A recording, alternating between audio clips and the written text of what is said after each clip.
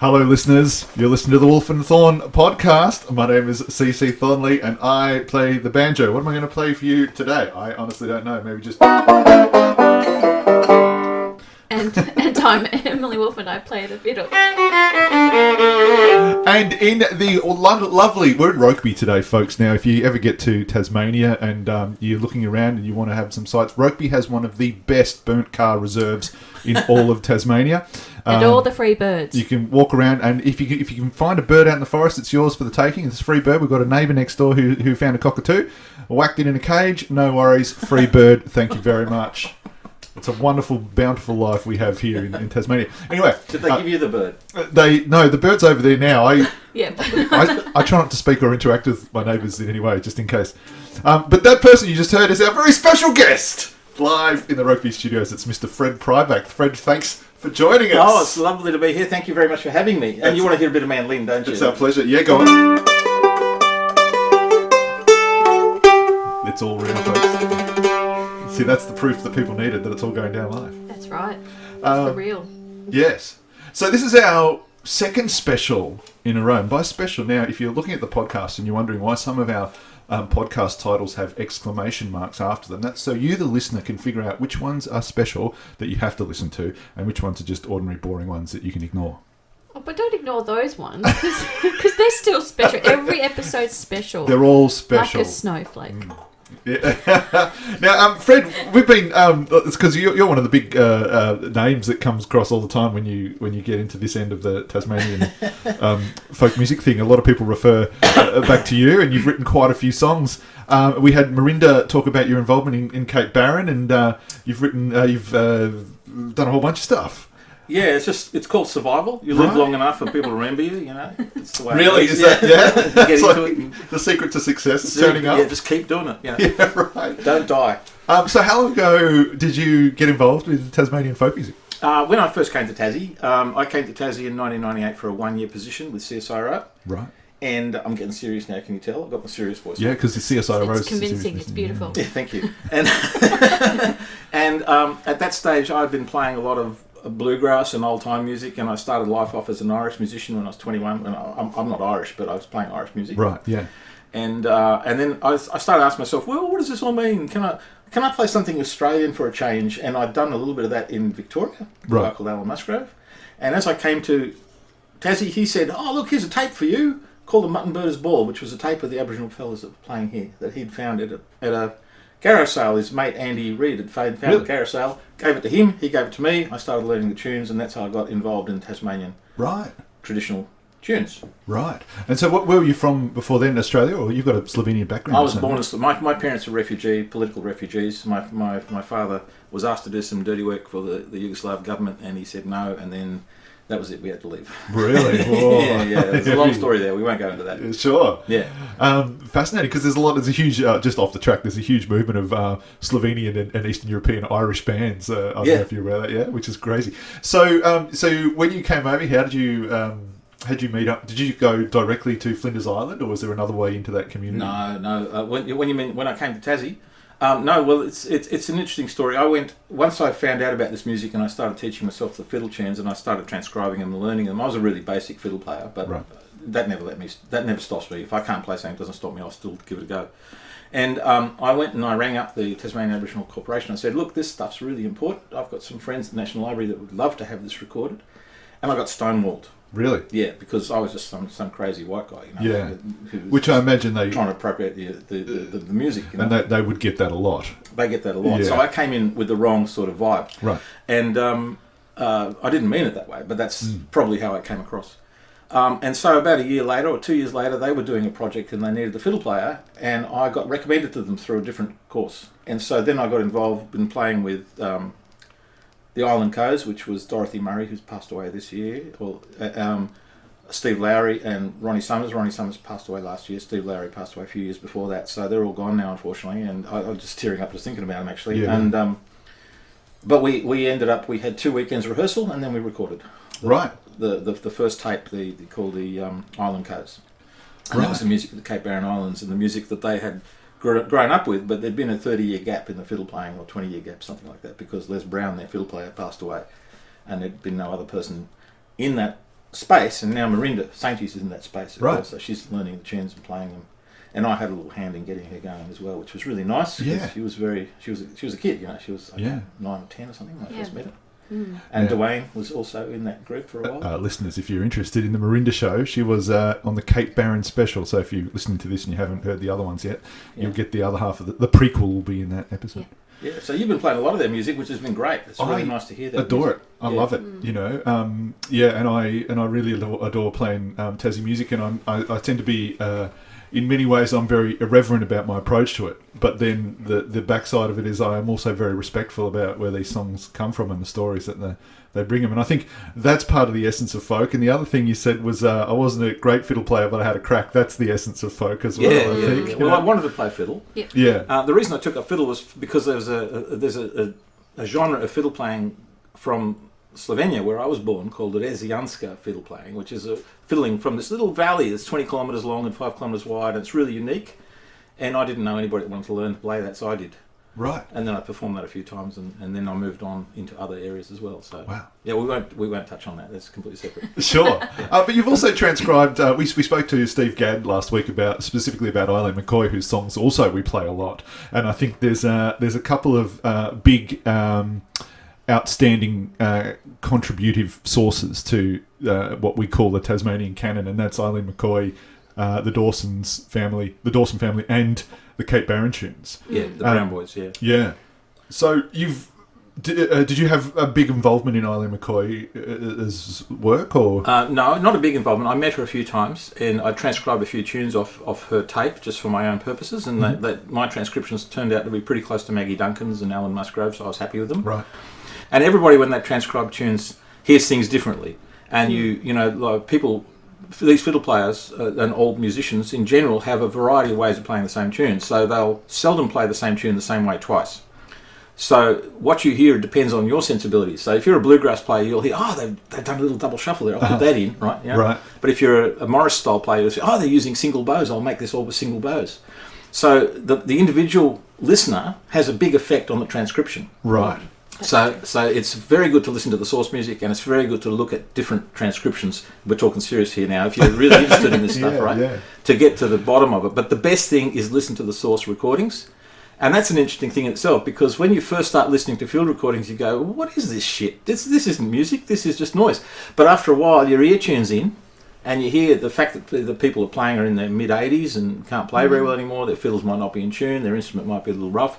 And they're finding the tune as they're playing it, because they haven't played it for 30, 40 years. So after a while, you and the best, so there's quality of sources. So some sources are easier, some sources are harder to transcribe from.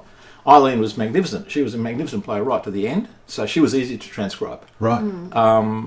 The Dawsons, I went and visited them when I first arrived in Tassie about 1998, and their dog bit me, but I still like them. Oh dear.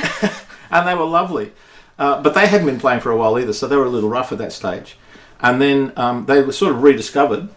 And they were originally discovered by Rob Willis and John Meredith, who had recorded them and put their transcriptions in the library, and I think I've got every tape of theirs from the National Library. Right. So that's, the National Library is free to access for all Australians, isn't it? Yes, that's it. Yeah. Although if you want to get a tape, you might have to pay for the amount of the tape. And these days, I'm not sure how much you can get digitally. But right. Yeah. Well, I do pop in there a fair bit to the online sources, and there is quite a lot there. But whether or not you can download that directly, but if you know your way around your computer, folks, you can just about record anything. So I didn't say that. I've been told that. That's what I've been told. I've got a bunch of those tapes I bought ages ago. So if you ever want a source of some more Tasmanian tunes that haven't been transcribed, I've got some. So where does the purist stand in all this? I mean, how pure do we need to get about this music? Do we need to go down and get the 80-year-old licks down, or can the bluegrass player come in, hear what he likes, and go away with it? The latter. Yeah. This music was being played for a reason, and it was being played, and the reason was fun and joviality and culture and community, and that changes. There's fashions in folk music. We don't play folk music the same way we used to play it in the 60s. Yeah. And I think a really good example is that movie A Mighty Wind. Nobody plays like that anymore, but that's how they played it. I've never heard A Mighty Wind used as a serious musical I have no idea what movie you must see A Mighty Wind. It's an absolute fantastic film. It's kind of like the folk version of Spinal Tap. Yeah. Yeah. So as Brilliant. you know, if you've been around long enough, and I've been playing this music since I was 20, so 40 years now, 40 odd years, you see the fashions come and go. Like when I first came to Tassie, there was basically all the music was Irish music in the sessions. Yeah. Right? There was not much else, except for a couple of notable standouts like the Gottschalks and the Stephen Jane Ray, who were exploring other music, and Mike Whittington and a few people. But the scene, the genre, was basically Irish folk music in sessions. And so I thought, well, this isn't right. I came from Melbourne where hillbilly and hippie and old time stuff was starting to take off. So I started to teach through adult ed. And in those days, adult ed was really easy to access and really good for the community. Yeah. Better than it is now, I've got to say. Yeah, right. And so I taught courses like Hillbilly Zen, Diddly Padiddly. Can you get a certificate 1 in Hillbilly Zen? I would give you I'll give you some biscuits. Wow. Awesome. Yeah, so that's so through that came out the Hobart Old Time String Band came out of that, and they've been running for about 20 years now. Right. And playing old time music and also some Australian music and some Scandinavian music. Yeah. I think we had some members in the Hot String Band played a dance we did last night. Is that right? We certainly did. Yeah. We did. Had a few. So it's a great community down here. But you've brought along too some tunes. Yes, well, these are some collector tunes. Now, the first one we're going to play is a tune from Ted Cannon. I don't know much about Ted Cannon. This tape was given to me, I think, by Stuart Graham, who is a very close friend of mine that I played a lot of music with when I first came to Tassie and started playing the Cape Barren stuff, and also, believe it or not, Morris dance stuff, because I was learning how to play fiddle. Right. And I thought, what's a good genre that will teach me how to play fiddle? So I went and joined the Morris group and played all the Morris tunes on the fiddle, because they're single bows, you've got really simple tunes, and you've got to play with rhythm, so I got into it. Anyway, he was also interested in old-time Australian music, and he gave me this tape, I think. It's from a guy called Ted Cannon, who was a box player, and I transcribed it, and I had so much trouble transcribing this because his left hand was really, what's the word for it? Shocking. Right. Bad. He didn't really have a good left hand. He wasn't able to play the rhythm. So he was adding all this pulse to the tune, and it made the tune come out in 6/4. Right. The tune is normally a regular tune in 4/4. Right. And we'll play it as a 3/4, I think, because All right. 6/4 is just a bit too cerebral. Yeah. And we don't have the shocking left hand, or at least, well, I do, but I don't know about you guys. And left brain, maybe. It's a little version of Home Sweet Home. Right. Yeah. Shall I just start it and you guys... So as you know, folks, we just sit around the kitchen table and we go into it, and what comes out is what comes out. We don't take any double takes, just like you do at home, so you can rewind this and play along yourselves. Yes, you can play it much worse than us because we won't be able to hear you. So Home Sweet Home, just twice through, what do you reckon? But yeah, that sounds great. Okay. Sure.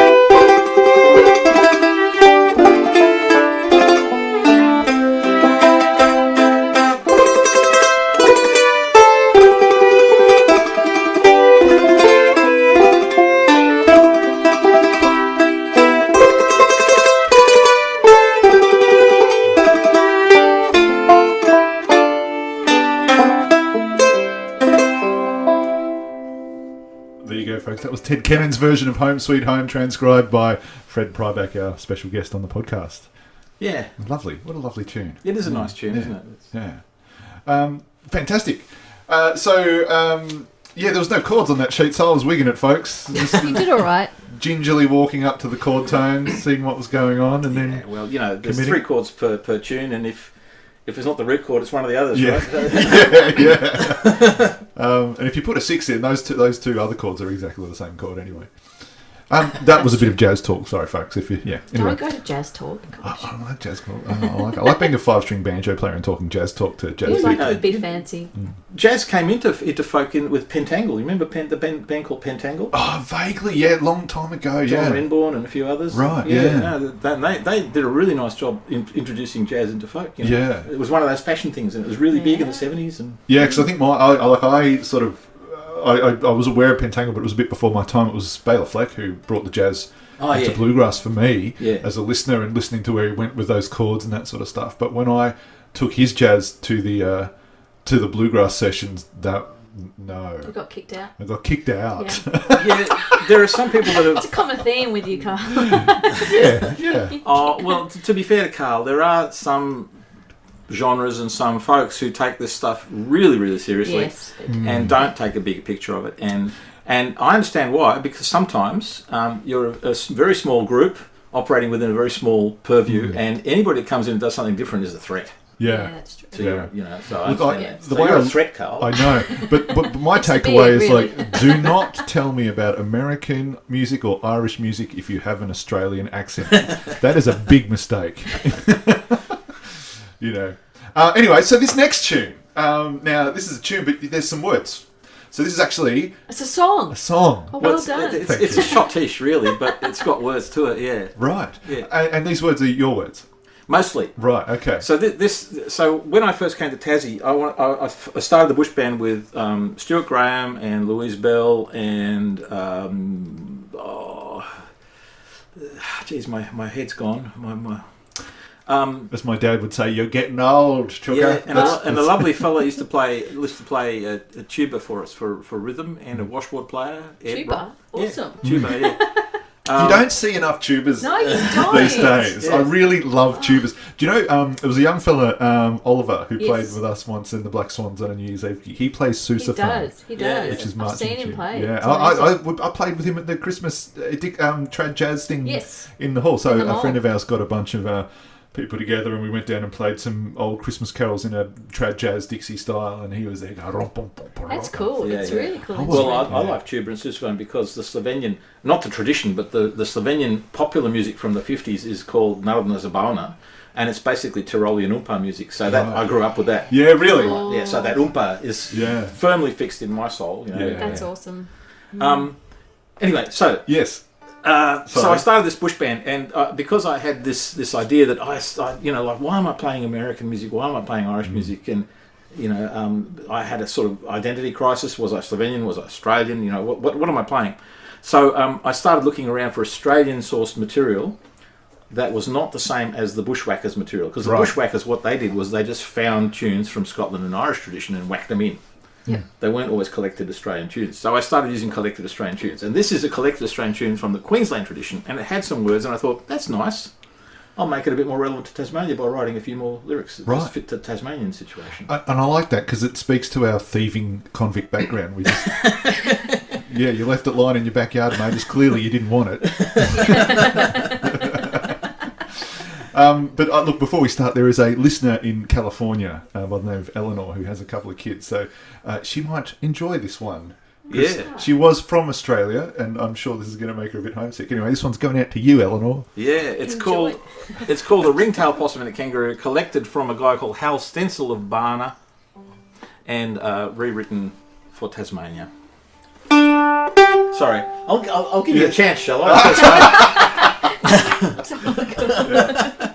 1, 2, 3.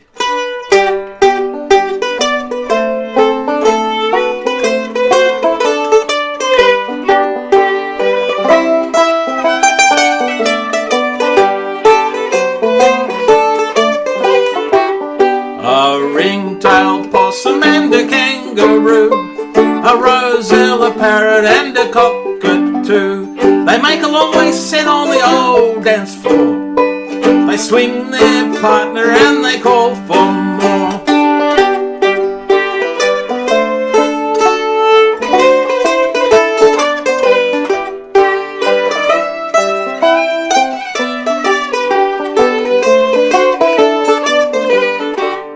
A Flinders badger and a porcupine, 2 Cape Barren gooses and a barrel of wine. Spread scratching on the fiddle and the old banjo, thumping the windjammer and the piano.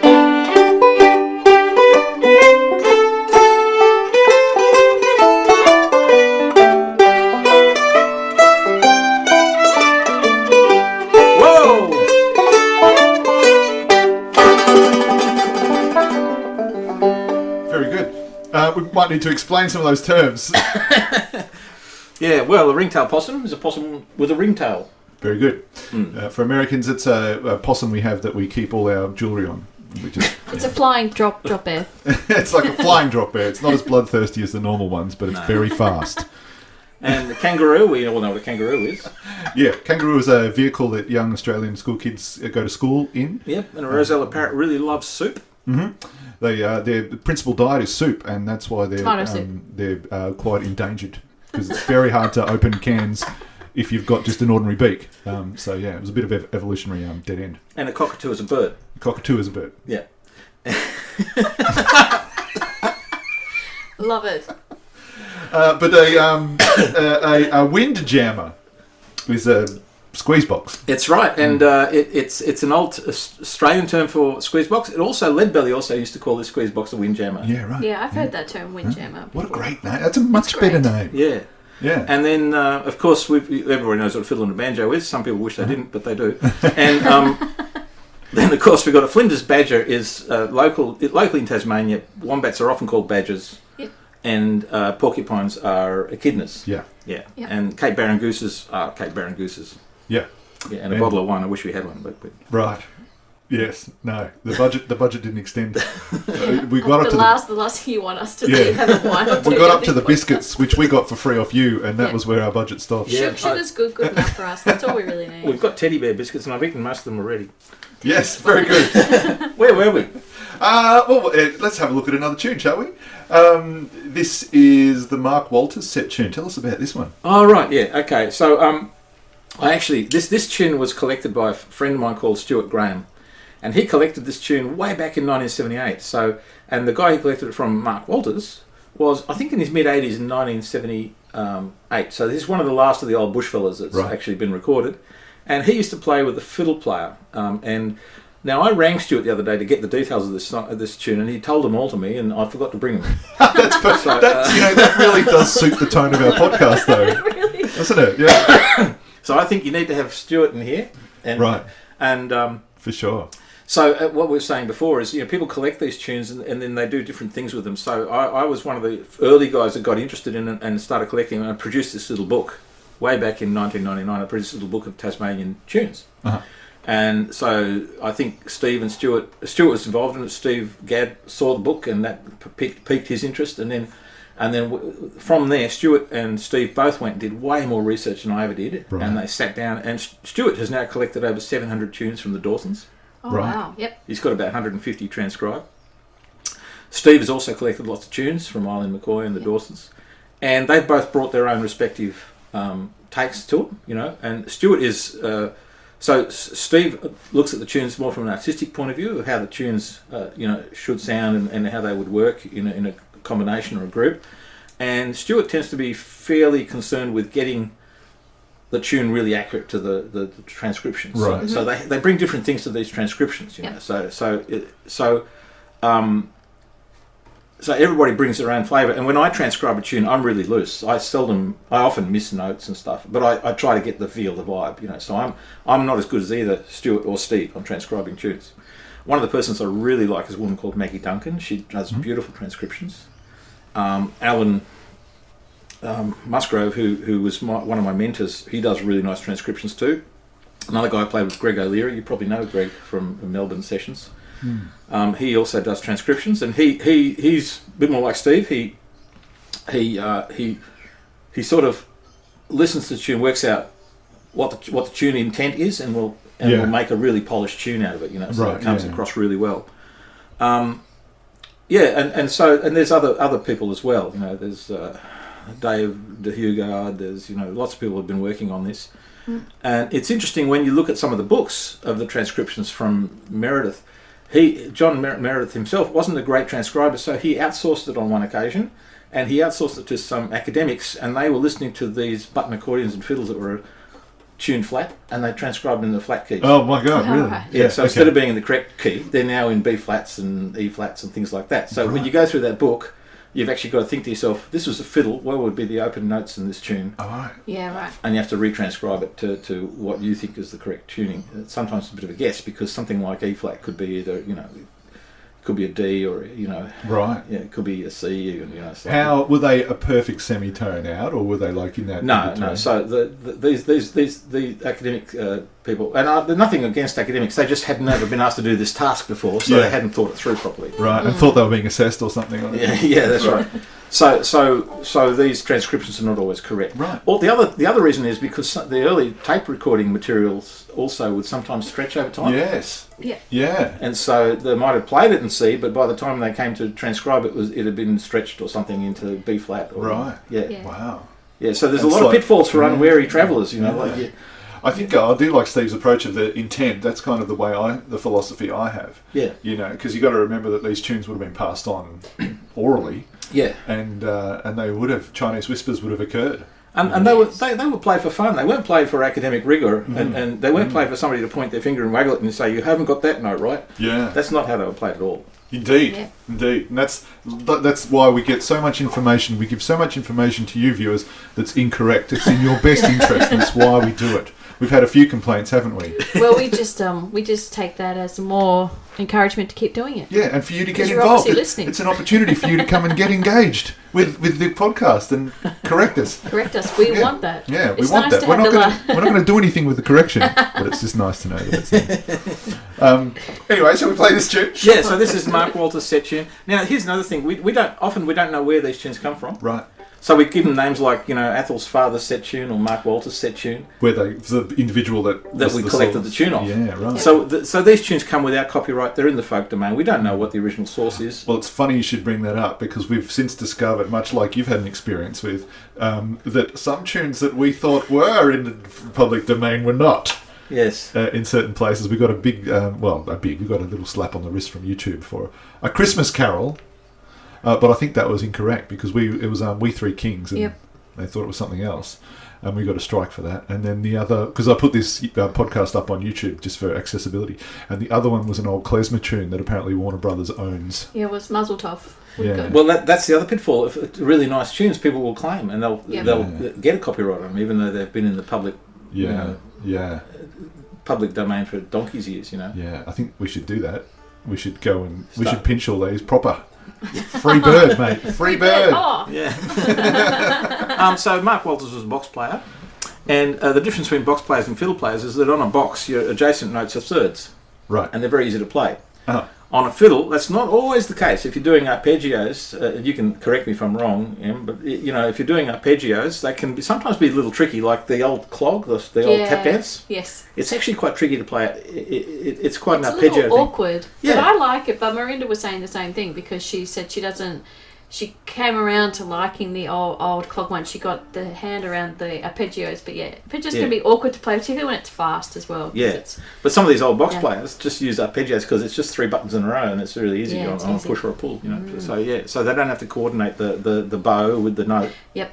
So anyway, this is one of them. So this can be a bit tricky to play on a fiddle. All right. So I thought we'd challenge you. Everybody have a close listen to Em. You'll see if No pressure. you get marks for however many notes you pick that she's played wrong.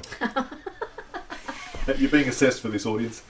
Am I taking over, Carl? I'm sorry. No, but this is why we got you, because we have to do 10 of these. I feel like I'm the new Carl here. No, we have to. That's what everybody was saying. No, we have to do. Very similar in a lot of ways. We have to do 10 of these a season, and You're giving me that look. we run out of ideas. So it's good to have someone take over, which is why we've outsourced to Marinda and Steve Gadd and Dave Wanless and Fred Pribac. Yeah, talk to Stuart and Julie. They've got interesting take on it as well. Awesome. Cool. Well, We're coming for you. Yeah. You hear that? We're coming for it. Mark Walter's set tune. Mark Walter's set tune. I'm just trying to think how fast it goes. Do do do do do do. Okay. Yep. 1, 2, 3.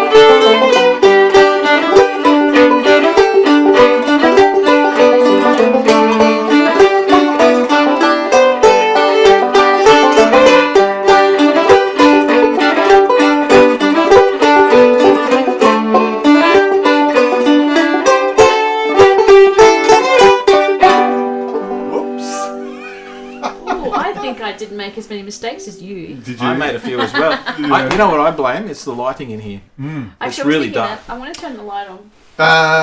Yes, right. The light. Hold on. Is it possible? It is possible. We'll I push just- your microphones out I of tune. just don't remember where it is. You don't know where your light switch is in your... Yeah, no, we just had that golden afternoon sun beaming through, and now it's finished. It's got behind that hill, the Rokeby burnt car reserve hill. There's beautiful burnt cars up there. There's an old FJ Holden. There's a Nissan Sigma. There's all the cars from every period of Tasmanian history up there, preserved. But they've been burnt and dried out and perfectly left up there. Can't stand for the fog. That's a pretty scary fog. Have you seen that movie, The Fog? The Fog? Yeah. No, I've seen The Mist. The Mist. Yeah. Is it called The Mist? Yeah. Sometimes when the mist comes in and you do listen to the wildlife in Rokeby, the screaming bogan children and the fights, it does feel like very ominous indeed. Anyway, I'll turn some lights on, folks. So You're hoping none of them listen to your podcast, aren't you? I'm pretty sure they don't. So while you're doing the light, I'll start chatting. Sure, yeah, please. Okay, yeah. So one of the nice things about playing folk music for me is I'm very much a self-taught player, and I just got interested in it and just wanted to do it. So, as I said before, the fact that I couldn't play never bothered me about performing, right? So I just did it, and after you do it long enough, you get okay at it, you know. And eventually you develop a bit of reputation if you do a few things like find a few bits and pieces in the woodwork that nobody else has found. And it's nothing special, it's just doing it, that's all, you know. Yep. But one of the nice things is all the people you get to meet. So Alan Musgrove was one of my mentors. Peter Hicks, all these people I played with, Steve Gadd, Greg O'Leary. And a band we had with Alan and Greg had another guy called Jim Moyer. And he was an ex-Vietnam vet. And he played the button accordion. And he wrote this tune called The Shotgun. And I love this tune. It's one of my favourite tunes. He wrote it while he was in Tasmania. I didn't know him when he was in Tasmania, when he was in Victoria.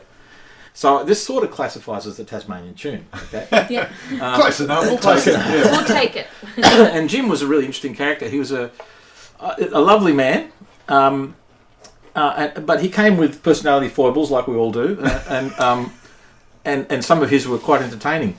One of his main personality foibles that I really enjoyed was he would go out and snare bunnies whenever we went on a folk festival anywhere in the country. He'd always come back with some bunny for some bunny stew. Right. And then he'd make us some bunny stew, and it only made me sick once or twice. So it was. all things considered, it was positive. good. It was a bonus. That's all right. And the other thing was he was also a dance caller. He was a very good dance caller, but he would lose his patience sometimes. And Oh, yeah. and I remember one particular time I was horrified with playing in Victoria at a very respectable folk festival with a very genteel audience, and the audience wasn't getting his instructions.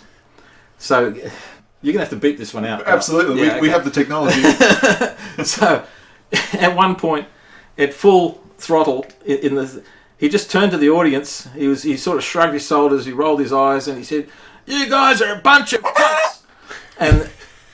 And somehow they just accepted it. And we kept going, and they learned the dance. There was method to his madness. Wow. So, Jim, if you're out there, I love you, and you've given me many, many memories. And and this is one of my favourite memories of Jim is this tune here, Right. or the Shotgun. Yeah. Awesome. We're barreling through these tunes. I don't know what the timing is like. You mean like in terms of the speed of the? Yeah. Yeah. Look, if it feels good, it's probably correct. Okay. Is there anything else you wanted to ask me about, or anything I've said that doesn't make sense, or?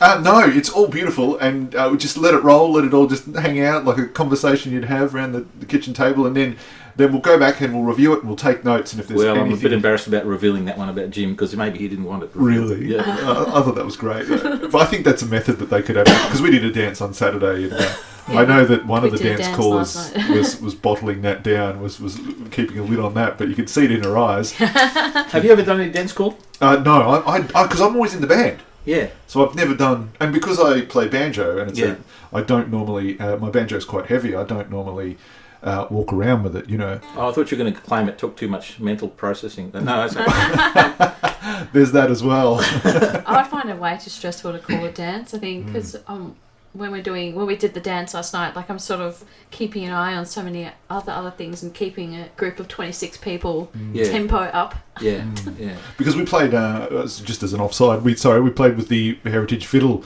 Ensemble. So if you go back to, what is it, episode 5 or 6, I think, Let the Kids Dance, that's where we talk about all this sort of stuff. So if you want to get into that. But last night was very different because we played with the Heritage Ensemble, which is something like, how many fiddlers? We had 26 people on stage last night. 3 banjos, 3 cellos, keyboard, bass, and bass. the rest were fiddles. So you were holding the rhythm down, were you? Yeah. Trying, I was She was stomping. driving that rhythm into their brains. Yeah, I was keeping up, because I'm 7 months pregnant and my baby was not getting any sleep because I was stomping pretty hard. Oh, right. And the funny thing, because the thing about with the Heritage Fiddle Ensemble as it runs now with me and Emily is that it's a mentoring group, and we've spoken about this before. So you can come in at any level, and we've got quite a few people that had never done a dance before. And the majority of them hadn't. Most of the fiddle players... Some were quite experienced, yeah. Yeah, but most of the fiddles hadn't, but the banjo players and rhythm section have done. So they had this concept in their brain that when they get to the end of the phrase, it's like, okay, end of the phrase, stop. Okay, have a look around, have a rest. Oh, off we go again. It's like, no. No, it was really good because it's a different By the experience. end, though. It was really good. I thought it did a great job because, for us, we've done it. I've been doing bush dances, I don't know, 10 years, I think. So I've got the stamina and understand what, so I'm out there going, let's keep going, kind of keep the energy up. And it's, it's a long night. It's like 4 hours. Not all playing, of course, but... Yeah, it's a long night. I love playing for dancers. That's one of the things I really enjoy. We had over 100 people in there. It was a big night last night. It was great. It was so good. Well attended, it was really, really fun. So they played well. They played really well. I like them for the training, for the stamina, and 4 hours of just doing it and keeping it straight and paying attention. It's a different style of playing because and I've explained that going.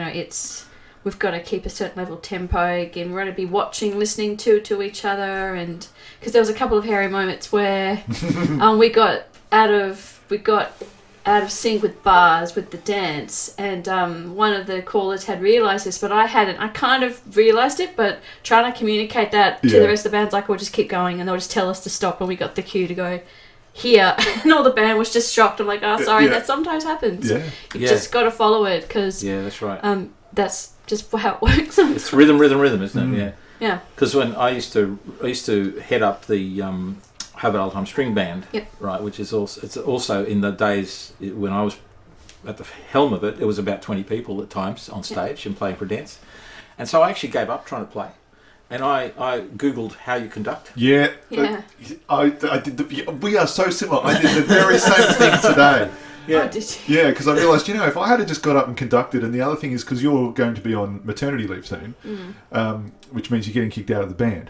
No, but that's not the case. It was in the contract. If you have a baby, you're out. No, but seriously, I was thinking, what am I going to do? Because I'll be taking a few fiddle ensembles, and I really want to work on their thing. So I'm going, but it ends up me just waving my arms around like Humphrey B. Bear in front of the symphony orchestra. It's actually surprised. It works. I tried it. Yeah, really. No experience at all, and it worked. The band we were able to keep the band together, and I would just communicate with our bass player and say, you're very important. You've got to hold this really steady beat, and it worked. It was amazing. So now I put conductor on my CV. Yeah.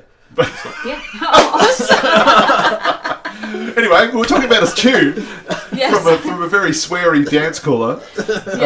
So let's have a look at play the tune. The shotgun. Okay. I don't know. I'll do a little intro, shall I? Mm-hmm. Oh, so you're tuning up? Yeah, no, it's alright. Oh, I can't even play that. I'm completely thinking about conducting now, and this is like... How does it go? Da da da dee da. No, I can't do that now. I'm completely lost. 1, 2, 4. I don't know how to handle 3, 4. 2, 1 and 2. Hang back. I was really sorry. Yeah, you've got it. 1, 2, 3.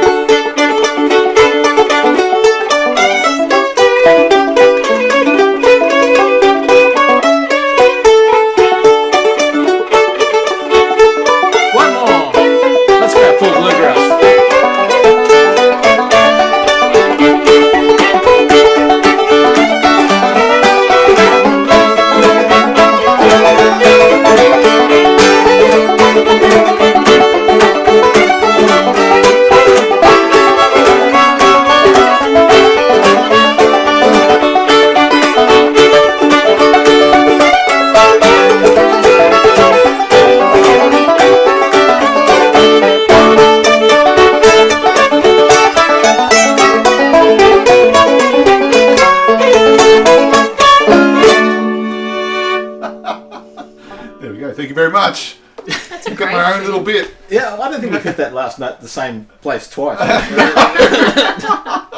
No, that's a great I tune, love though. that It's a lovely tune, isn't it? Yeah. It's just it's so simple. They're the best ones. You Yeah, can and just it's clearly dig a in. box tune. It's like written on a box. You Yeah, can tell yeah. the adjacent notes. Yeah. Yeah. So we've never, Emily and I have never heard these songs before, folks, or played. Have you? No. Emily? No. I haven't either. So we're just jumping in cold, as it were. That's fun. That was quite. I just Yeah. came very easily to play. It's like it's That's an really- awesome dance tune. I mean, Yeah. it's like people will dance to that all night long. Yep. Yeah, and you can move it up in tone. I mean, We'll I've take played that tune. Yeah, by all means. Yeah, I like that one. yeah. I'll take them all. Yeah. Because that's how we work. That's how we roll down in Tassie. You know, left it out. You know, I was mowing my lawn and I had I got a grass catcher and I was just out the front and I just the grass catcher was full, so I took the grass catcher up and as I came back, there were these two guys checking out the mower. I had to chase them off with a stick. But the motor's still running. It's not free. It's not like You the left birds. it out here, mate. You left it out the front of the house. What are we supposed to do? We're not leaving a good mower around and stuff. And it works too. You can obviously it works. That's hilarious. Got to be careful out here. Yeah. Yeah. But, you know, if they did take it, I'd just go down the road and pinch it off them next week. That's kind of how we roll too. It's like, who stole my car? It's very communal. Yeah. It's a community spirit. Yeah. It is. That's something the mainlanders don't understand. If you're listening in Brisbane and Sydney, that's you fellas I'm talking about. Jeez. Don't go down this road. Just don't. Let's steer right away. Have you Yeah. had many death threats, Carl? What, from this podcast? Yeah. I've only really about maybe 6. Yeah. Maybe 7. I don't think one of them counted though. That wasn't a direct... But not on me though. It's more you. No, more definitely me. It was one Yeah, that wasn't quite specific in times and dates, so I don't think that really cared. It was just like general. I'm a bit worried we're doing this at your place now, so I'm looking at the window. Well, Fortunately, there's a fog out there. I can't see if there's anybody coming for us. Rugby is a beautiful outer suburb, and it was designed in the 60s or 70s with this real immaculate kind of really well thought out social integration plan. And Yeah, they've that's got right. these- Yeah. Well, there's big avenues between houses and no roads on them. and Yeah. huge village commons. So Yeah. we've got, where we live, there's a huge couple of acres of just open grassland. You can go and kick the footy around or walk your dog in, but it turns into just the motorbike. It's just the motorbikes. Motorbikes, yeah. Mhm. Well, we haven't had any of that. We haven't heard any today, which I'm extremely grateful for, because the last few episodes we've had Trevor with his V8 Ute. Yes. We've had old mate round the corner with his lawnmower. Lawn mowing. Yeah, should have grabbed that. That was a good But I one. mean, it's really not. I can see trees. I can hear birds. I'm Exactly. really enjoying this. And if you go in, like I said, when you come, there's a few things you want to check out. Mona, Port Arthur, but if you come to Rokeby, come and check out the Burnt Car Reserve. It really is something special. And sometimes you look and say, how did they get that car on top of that tree? And I'm looking at your bookshelf, and it's almost entirely Terry Pratchett. That's that's my girlfriend. Yeah, she's a big Pratchett fan. Yeah, I liked him Huge too. Pratchett fan. Yeah, my bookcase is all non-fiction astrology books. Yeah, Shall we do the last song for today? Before we talk about books. that's a different podcast, astrology. It is a different Bigfoot. podcast. Yeah, I've sort steering of it back, revealed my steering- hand there, but we did figure out that Eileen McCoy was the same snake that you were, Yes. which was an earth snake. Yeah. No, she wasn't. She was a fire snake, I Fire think. snake. All right. This is something that interests me, actually. What do you call it? What's the term when you have a totem? Yes. Yeah. I haven't been able to work out what my totem is. My name, Pribac, is the Slovenian for lapwing, Right. but it's a northern lapwing, so they don't live down here. So I'm going. Do I have a totem? What is it? Just gonna. Anybody that comes up with a good totem, there'll be a couple of jelly beans in it for you. Is that like? Can you reveal what year you're born on a podcast, Fred? I don't see why not. Do you want me to? Yes, please. That was going to be my next question. Oh yeah, I'm 59 vintage. Yeah, so that was that year of the pig. Yes, that's correct. Sure. Oh, you know your stuff. I know. Give me a Oh year man, in a year. we'll be here all It's day. it is another podcast, yeah. That's but- another podcast. Oh, you could do the one on your own. I will, yeah. Well, yeah. I was going to do a podcast where it's just me yelling at things I find in my house. You know, you'd probably get funding for that. I would. My laptop, my Mac. I hate Yeah. Macs. God. We should It's do all the about the artist statement you put around it. You know? Yeah, right. That's how I dress it up. Yeah. Yeah. if you ever come to our gigs, you know, This Carl yelling just is yells at about the things. intersectionality of the Western culture in the face of post-colonial. Fucking God, just smash it in the face! I can't stand bloody man! God, done it again! Well, that's going to come across as one long beep, isn't it? Fred, tell us about the last song. Okay, so- I'm just going to bring you two back. Thank you. Okay, I'll switch Oh, goodness. instruments. That's my job. There's been some tangents today. There is definitely. Sorry about it's that. good, That actually though. reminds me of a story. We started off by talking about the Cape Barren mob and the Flinders Iron mob and the lovely. I mean, getting involved with them has been one of the best things that's ever happened to me musically. Yeah, because it just opened up all these windows and it made me think differently and learn to appreciate different things. And being invited into people's houses, especially around their music, is something special. So you get invited into all sorts of interesting places, and it's taken me to Flinders Island probably half a dozen times. I was there on Cape Barren Island when the island was handed back to the Aboriginal community. Oh, wow. And so when everybody flew in to this tiny airstrip, and quite a dangerous approach because you've got to contour around this hill and then come down. Really? And there's no central tower, so planes are coming in and taking off just on visuals. Right. Oh my God. And so, so I remember taking off. We're going, but there's a plane coming in. Somehow we managed to avoid each other. Wow. So it was quite scary at times. But so we had Paul Lennon there. Was it Paul, the old performer? Yes, yeah. And all these guys and studios and crews, you know, TV crews, were all there. There was a big ceremony, and then as soon as the ceremony was over, a few hands were shook and they all flew away. Yeah. And that left Stuart and myself and the Island Codes were there, and we played in the Cape Barren Hall that night to a community that hadn't heard music in that hall for about 30 years. Wow. Yeah. Oh wow. And it was just one of the most magical experiences I've ever had. Marinda was there. Really? And and so it's things like that happen through music that really make the whole endeavour worthwhile, because there sure isn't a lot of money in it. So for me, music's always been about community, which is why I've started these little community orchestras and stuff like that, and played music for the community. And so this song comes from the Aboriginal community, the Cape Barren Island community. It's a bit tongue in cheek, this song, and it mentions a few people by name. I think some of them might have passed on already. So you know, that's letting any Aboriginal listeners know that there are some people that does refer to some people that have passed on, and all respects to the Aboriginal community, because they've been so nice to me and so wonderful, and they were here before us. And then, of course, with all that's happened, they've had to find a new music, and their new music has been influenced strongly by recordings they got from records and stuff like that. And most of the stuff they listened to was from the Americas, so that a lot of music from the Carter family and Charlie Pride and people like that. Learned in the 50s. And anyway, so they've also written their own songs, and I know of 3 songs from Cape Barren Island that are all wonderful. There's the Cape Barren Island song, there's Mother, which I haven't performed yet, but I intend to perform one day if I can find permission for it. And the Cape Barren Footballer song, and I've performed these songs with Ronnie Summers and Steve Lowry and over many times, and with Marinda. And so we'll do this one. Cape Barren Football Give us a second just to sort out some of these errant notes I've got here. As Carl is putting on his banjo capo, because we're in the key of A, Yeah. and he finds it easy. I have the guitar still. Well, it's that I normally don't advocate for capos, I know. but sometimes when you always put say. on your capo, it can lower the action of your banjo and just freshen up your ear. So Also, this is a That kind fairly of vibe, country-sounding song, so having your banjo capoed up sort of fits the groove. Yeah. yeah, very good. There's a whole podcast in banjos for folk music, you know. And Yeah. I feel like you two should do that. Do a podcast of Yep. we could do a podcast of a couple of old guys just ranting and criticising. You could just be yelling, both of you. Yeah. It sounds a bit like a folk festival after midnight. That says, Yeah. Yes, it does.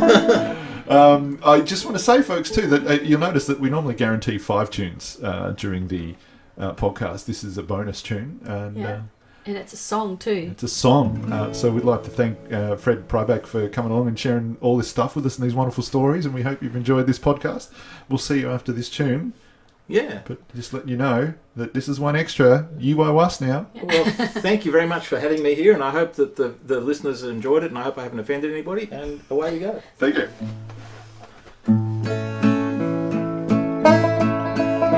Come on, you white mark boys, and show us the game. The boys from Cape Barren will not run away.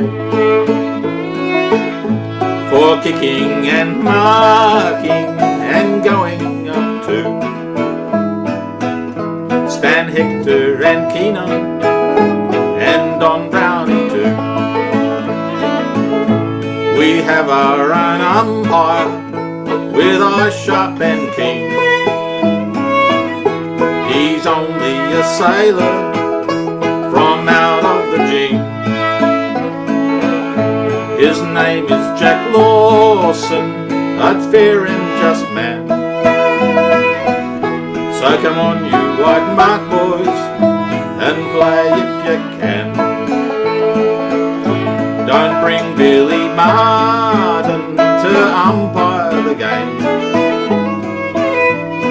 We will object, boys, so take him away. Come on, you white mark boys, and show us the game. The boys from Cape Barren will not run away.